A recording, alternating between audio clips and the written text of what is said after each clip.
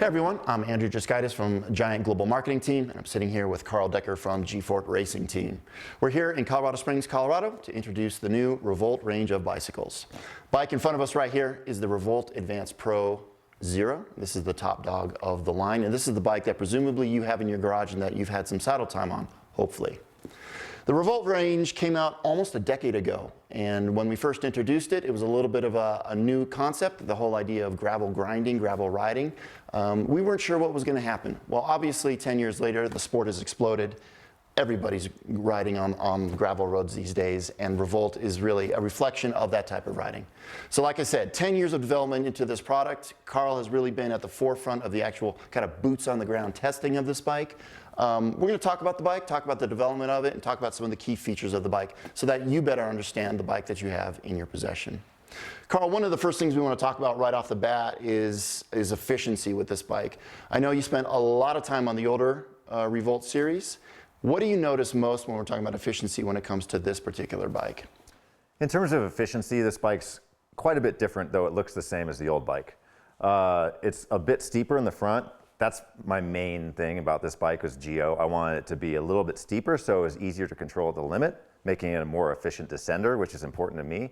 And it's also got a lower bottom bracket. So this bike is a lot different in terms of the way it handles, and that makes me more efficient at riding at the limit without going over the limit and crashing. That's a big part of it. It's also a little bit lighter, always important for a race bike. And that's what's really special about this bike is that it's built to the purpose. It's a real race bike. The bike before it was a little bit, jack of all trades. This is a special bike because it's built for doing what I want to do, and that's win races. And efficiency is a big part of that. Yeah, thanks, Carl. So you talked about the head tube angle being a little bit steeper. It's over a degree steeper than the outgoing model. A degree, albeit it just sounds like a small number, is a very big number, and I'm sure that really affects the way that this bike handles at speed for sure. Also talked about top tube length. The reach on this bike has certainly grown as well. On a size medium, for example, the outgoing size was 381. New size is 387. So certainly longer. It's got that steeper head tube angle as well to make it quicker handling as well. But you also mentioned the stability that you get out of it. And that's something we'll get into a little bit later. But definitely we lost weight and has become a steeper and more race-oriented product. And I think that's, that's one of the main reasons that we're talking to Carl today is that while the outgoing Revolt was a bit of a jack of all trades bike, it was an appropriate bike for some racing for sure. Obviously you had a lot of great success on that bike, but it was also great for some light bike packing duties as well, adventure riding as well, and it served its purpose well. When we set out on this project, it was more laser focused on race oriented. You guys kept screaming for a more race oriented product. Hopefully we were able to deliver that in this new Revolt series. So one of the other things that I know you guys need when you're out there and you're really, really pushing the limit is a bit of compliance. You're obviously not riding on smooth roads. You're riding on some pretty aggressive roads. Talk to us a little bit about how the overall compliance feel of this bike is different from the outgoing model. Being fast over 100 miles or more on rough roads is not about having sprint stiffness. This bike is designed with a totally different design envelope than like a TCR. So this bike, you don't notice it so much like the first half of a ride, but the last half of a ride, it's more damped, it's more comfortable, and really importantly, it's got more tire clearance. So you're able to buy more comfort and more longevity in the saddle by going up to as big a tire as you want, really. This thing will accept tires that are bigger than the numbers that we're going to talk about later.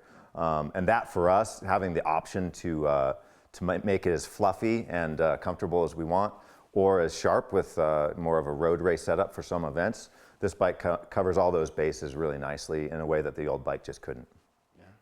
So Carl, you mentioned, Diffuse. The Diffuse seat post is all new. That's the Diffuse SLR seat post. Saves a little bit of weight over the outgoing model because it certainly is full composite seat post. Also offers 20% more compliance than the outgoing seat post as well, so it's a little bit more comfortable. Like you talk about those really long events, you notice it later in the event for sure. Diffuse is a big part of that. The Diffuse post in particular. I run a lot of posts. The more posts you run, the more compliance you get. And it's just really nice to be in washboard for hours in the saddle trying to push a big gear. With the Diffuse post, you really do feel that the the bike is isolated from you in a little bit, and it does add up over the hours. Yeah, for sure. And more recently, we've introduced Diffuse handlebar technology as well. I totally agree with you. I think the Seatpost makes a tremendous difference, but you also can feel the Diffuse handlebar working as well. I don't think it takes away any of your efficiency when it comes to actually getting out of the saddle and sprinting. Right. But you can, on those washboard sections over really long distances, you can notice a subtle suspension effect with the handlebars as well. Yeah, again, it's just something that adds up over hours. And it's not an acute thing that you go out and you hit the first bump and you're like, oh, that's suspension. It's not like that. It's something that grows on you. And these bikes are designed for going out and pushing your limits and going as far as you can and seeing new things kind of outside of the realm of what you know. So this bike, the Diffuse bar, the Diffuse post, those are both big helps in being able to stay on the bike longer and be comfortable and go where you want to go. Yeah, for sure. And you mentioned it, and it's funny, I've known a lot of racers for sure. I don't think I've ever met anyone who's more, I'll use the word particular about tire selection than you are, Carl. And you talked about alternatives or the opportunity to run different size tires on this particular bike. So 42 millimeters in our short position, 53 millimeters are our official numbers that you can run on this bike, both front and rear. And we'll talk about the flip chip in a second. Those numbers are our official numbers. You could probably, you could probably squeeze in a little bit more than that, but that's what we're talking about when it comes to speccing this bike. So I know you've been playing around with tire selection this particular season, trying to run different things. Have you ever run in the long position? Have you ever run like a really big tire on this bike? So a 40C tire is the gold standard for gravel racing. That's what bikes need to have, and it wasn't so long ago that a lot of mainstream gravel bikes couldn't even fit a 40C tire. I've seen pictures of one of my teammates with 225s on this bike. And I wouldn't say that it's, not going to touch the frame if it gets even a little bit of mud on it or something, but it's got a ton of room for bigger rubber. How comfortable you are with your tire being close to the frame is down to you. Those numbers that we supply, the whatever it is, 52, those are to allow for a lot of space on the side of the tire. And this bike can go places with tires to kind of make it into a drop bar mountain bike in some ways with really big tires. So that's really neat. I haven't played with the bike in that configuration yet, but I'm looking forward to maybe just using it as a rigid mountain bike sometimes for fun in the off season. Yeah. That's something I haven't been able to do with the prior bike. And so that really brings us kind of to the last subject, and that's that adaptability of the bike. This bike obviously has a racing orient to it. It's definitely catered to riding at really high speeds underneath high performance athletes as well. But we didn't want to exclude the adaptability, and we were just talking about tire selection as well. So again, 42 or 53 millimeters are our official numbers on tire selection as well. That's achieved through the rear flip chip. Have you played around with the flip chip at all before, Carl? And what do you find about it? Of course, that's the first thing you do when there's a new thing, little gizmo on your bike. It's pretty easy to swap this around. It gives you a centimeter more wheelbase, which was actually one of the things I was interested in trying out just from a testing perspective. This bike kind of allows you to have two bikes in one and experiment with what you like in a bicycle and how it changes the way it handles. I am a short guy. I put it in the long and I put it in the short. I went back a couple times and I just like the way short is. It's easier to manual and wheelie and play around on.